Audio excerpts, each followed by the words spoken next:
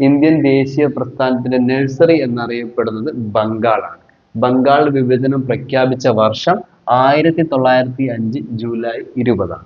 ബംഗാൾ വിഭജനം പ്രഖ്യാപിച്ച viceroy Curzon പ്രഭുവാണ്. Bengal വിഭജനം നിലവിൽ വന്നത് 1905 ഒക്ടോബർ 16ആണ്. ഈ ഒക്ടോബർ 16ആണ് ബംഗാൾ മുഴുവൻ വിലാപ ദിനമായിട്ട് ആചരിച്ചത്. ബംഗാൾ വിഭജനം നിലവിൽ വരുന്ന സമയത്തെ ഇന്ത്യയുടെ വൈസ്രോയ് മിന്റോ രണ്ടാമനാണ്.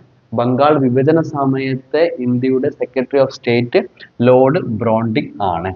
ബംഗാൾ വിഭജന സമയത്തെ ഇന്ത്യൻ നാഷണൽ കോൺഗ്രസിന്റെ പ്രസിഡന്റ് ഗോപാലകൃഷ്ണ ഗോഖലെയാണ്.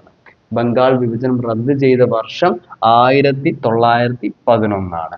ബംഗാൾ വിഭജനം റദ്ദ് ചെയ്ത വൈസ്രോയ് ഹാർഡിഞ്ച് പ്രഭു രണ്ടാമനാണ്.